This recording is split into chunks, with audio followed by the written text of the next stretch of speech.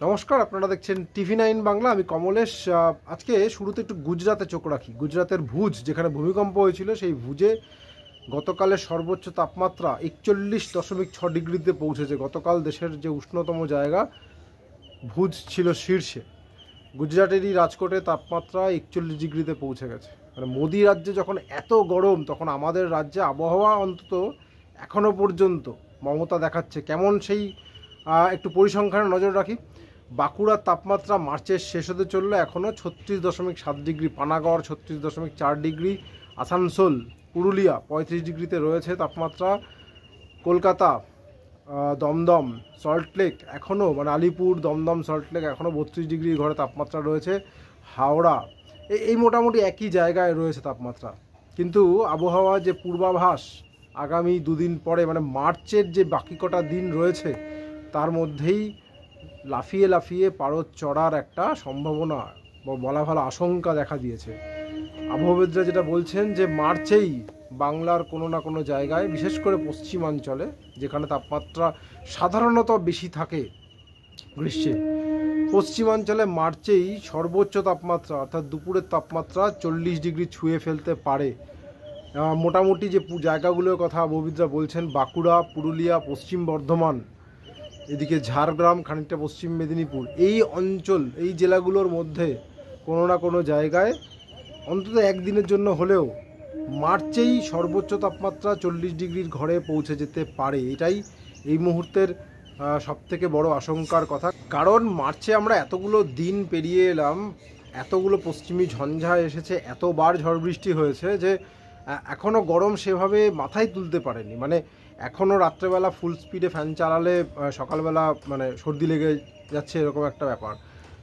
অবশেষে আবহাওয়া মনে হচ্ছে এবার বদলাবে। সেই কারণেই বলছেন আবহাওয়াবিদরা যে পশ্চিমাঞ্চলে এই মার্চেই 40 ছুঁয়ে ফেলতে পারে পারদ, এবং কলকাতা এবং লাগোয়া জেলাগুলোতেও তাপমাত্রা বাড়বে। যেটা এখন 32-33 ডিগ্রি ঘরে রয়েছে, সেটা বাড়তে বাড়তে 36-37 ডিগ্রিতে পৌঁছতে পারে আগামী কয়েকদিনে।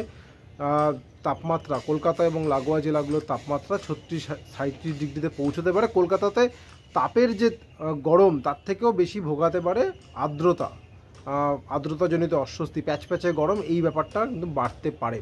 তবে মাঝে মধ্যে কিছু জেলায় ঝড় বৃষ্টি হওয়ার একটা সম্ভাবনা থাকছে। একেবারে ঝড় বৃষ্টি বন্ধ হয়ে যাবে এরকম নয়।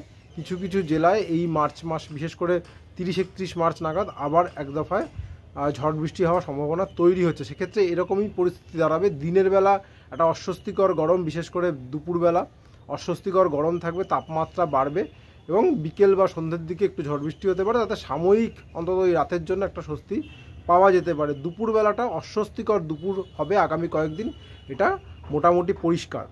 উত্তরবঙ্গে অবশ্য অন্য চিত্র। এখনও আসামে একটা ঘূর্ণাবর্ত রয়েছে, তার প্রভাবে উত্তরবঙ্গে আগামী আরও কয়েকদিন, বিশেষ করে এই মার্চের বাকি সবকটা দিনেই উত্তরবঙ্গে কোথাও না কোথাও ঝড় বৃষ্টি, হালকা থেকে মাঝারি বৃষ্টির সঙ্গে দমকা বাতাস, এটা এই পরিস্থিতিটা চলতে থাকবে উত্তরবঙ্গে। ফলে উত্তরবঙ্গে এখনই লাফি পারদ বাড়বে এরকম আশঙ্কা খুব একটা নেই। হয়তো তাপমাত্রা একটু বাড়বে 1-2 ডিগ্রি, তাতে খুব যে গরম পড়ে যাবে এরকম নয়।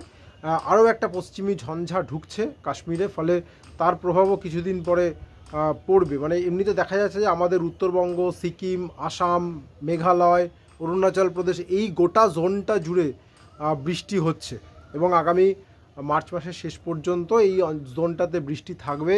উঁচু জায়গাগুলো যেখানে যেখানে তুষারপাত হয়, সেই অঞ্চলগুলোতে তুষারপাতও হবে।